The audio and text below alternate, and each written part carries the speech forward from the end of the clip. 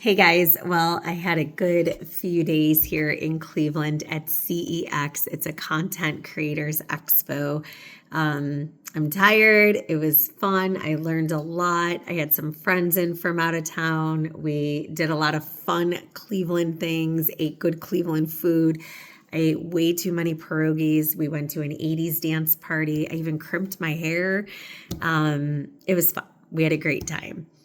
But hey, I wanted to share something I experienced over these 3 days. And I just wanted to share it with you. I hope it's an encouragement. I hope it's an exhortation at the same time for the church, for our leaders in our church. And I'm definitely going to be sharing this experience at our next Invited in Church Network luncheon that's coming up on September 18th.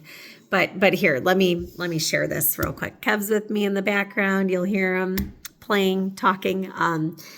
So this, this conference is for content creators, right? So everyone there is either a content creator or is going to start creating content. And so what do you think is the first thing you get asked when you're networking with people and meeting people? What do you do, right? What is it you do? And I should also add that, I go to a lot of conferences, whether it's for podcasting or just solopreneurs, entrepreneur type things. And these are typically pretty secular environments. And I don't mind that. I love that, actually. I love getting to build relationships with people that don't think like me, don't have the same worldview as me. But I love it. It challenges me as a Christian. It makes me be more confident in my faith. It helps me to love people better. So I really enjoy that. I don't want to live in a Christian bubble. So anyways, just to set the stage a little, so I get asked by anyone I'm meeting these over these few days, what is it you do? And so share that I have a podcast about disability and faith. And then I share that I'm the executive director of a local disability ministry nonprofit here in Cleveland. And so sharing that with people, and the looks I got were definitely very puzzled. People just like disability and faith, like, okay, explain that, So I really had an open door to have a lot of really cool conversations with people. And for me, again, I love that because it's a way for me to share the gospel. I don't even want to say in a roundabout way because I'm so clear on we believe our friends need to be discipled. We believe our friends need to know Jesus. We want to introduce them to Jesus, blah, blah, blah. But it's just cool because you're sharing about what you're doing and they're just hearing what you're doing and why you're doing it, right? But there was a part where this kind of made me a little sad, and that's the part I want to share with you guys today. So then when I start sharing about the actual hands-on disability ministry, so the podcast part's easy, right? It's hey, I'm a special needs mom, so I like to share just who God is in the midst of hard things, who God is, how I've seen Jesus show up in the lives of my kids and my life, the things I've learned, and just getting to share my story and my experiences with my listeners, right? So that part's pretty easy. People understand that pretty quickly, But as I shared about the disability ministry we do and the why, and I'm sharing, some of the statistics that I hear a lot, I use a lot when I'm teaching about disability, and, statistics like, well, now it's up to 48%, but 48% of families have left a church due to feeling their child wasn't welcomed or didn't belong. So I'm sharing this statistic. I'm sharing that 85% of churches don't do any intentional outreach or care for people with disabilities, or ministry for people with disabilities. And then I start sharing on top of that, about our experiences, our experiences as a disability family, which if you've followed me for a while or me, we've had some really, really hard, horrific church experiences. And that's why we're on a mission with our disability ministry. One leg of that ministry is the Invited in Church Network. And we're trying to reach churches in Northeast Ohio, invite them to these luncheons where we can, just share with them, teach them, about disability, hoping to help them become churches of belonging. And I love that. And I'm loving getting to do this because I want to be part of the solution, not part of the problem. But here's the part that felt different this time. Because I'm going to go out on a limb here and say I was probably surrounded by a lot more skeptical people in that environment because it tends to be so secular. And so as I'm sharing those statistics and as I'm sharing about what we do, why we do it, and what my why is, I kind of became embarrassed. And it just stood out to me because these people were just confused. They were baffled. They couldn't understand the statistics I was sharing. They could understand them, but they couldn't understand like why. And I got a lot of whys. So like, why do you think there's these statistics? Why do you think churches aren't doing anything? Why do you think they don't understand? And then it's hard because you're like, I don't really know because it's in the Bible. I don't know. You're asking a great question. We don't get it either. We don't understand it either. And at some points I found myself with like no good answers. But then I also, the thing I want you to hear too is like, as I've shared my story and when you're in Christian environments and you share it, usually what you get is a lot of people trying to defend the church, right? Make excuses, stand up for the church at any cost, right? Even when it's overtly mistreatment, unbiblical. It's actually really sad. But in this situation, you're not getting that because you already have skeptical people who then are becoming even more skeptical as you're sharing. And so I felt, this embarrassment of, I don't know why it's like this. I don't know why we have these statistics. I don't know why this is why people with disabilities are getting treated this way. I don't know why church is so hard for disability families. I don't have a good answer to give you. And that was hard. And so I wanted to share this because it also needs to encourage us. It needs to encourage us to stop and reflect, like, why doesn't the world understand this?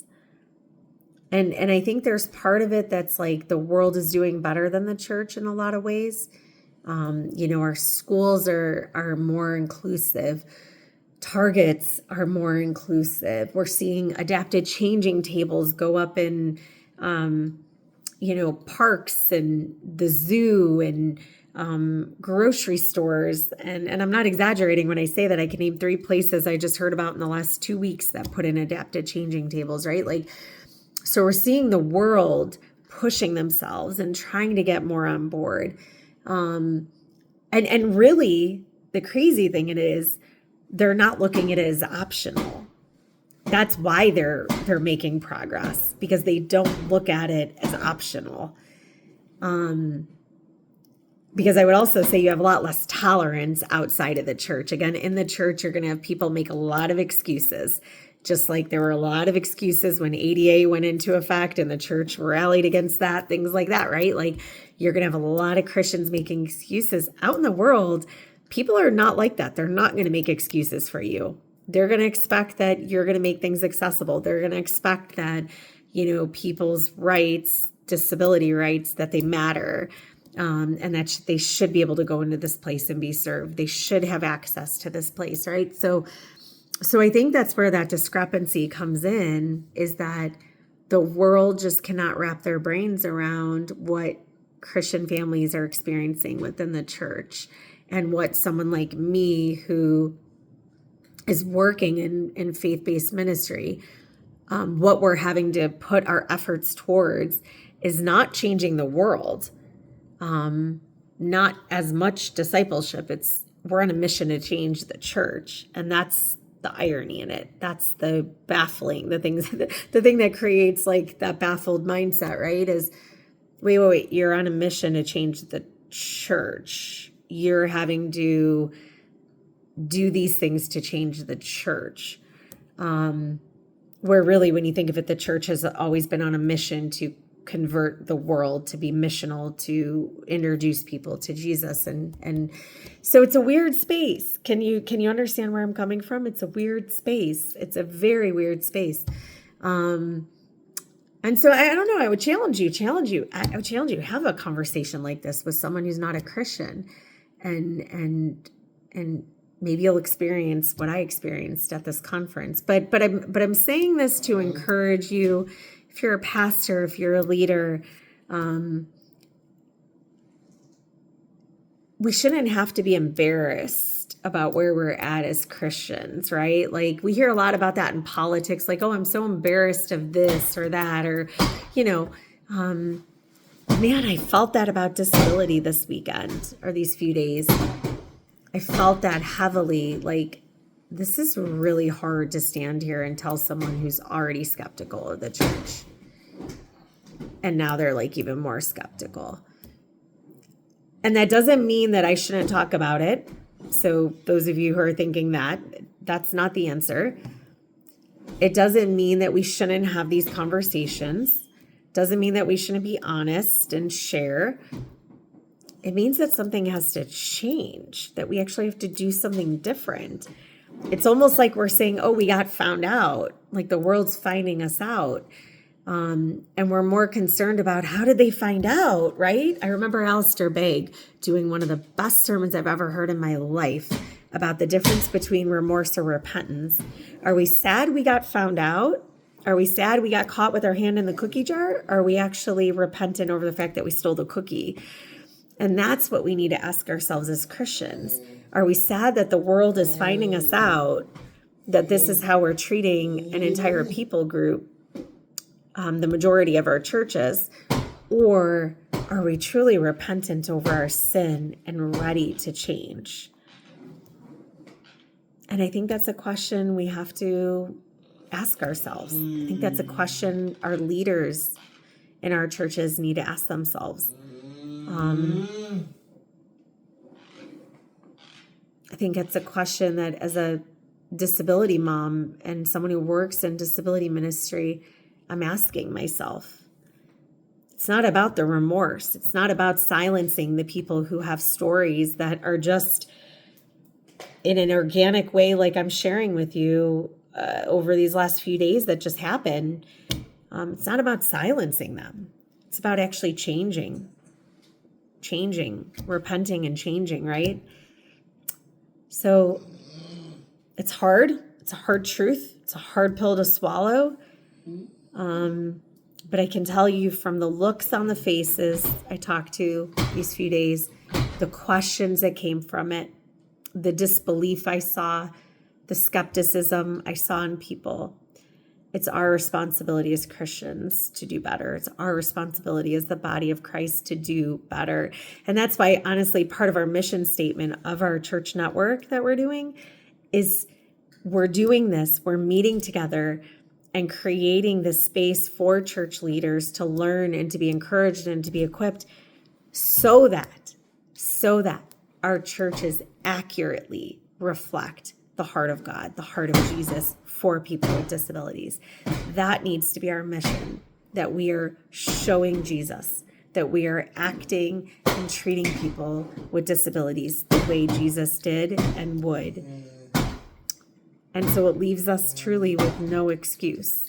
And so, again, hard pill to swallow, but it can be an encouragement to you as well. That the world is watching, the world is hearing, and the world is seeing the world do better and better and better in the world of disability. And so we have to look at it as not optional, like the world is doing.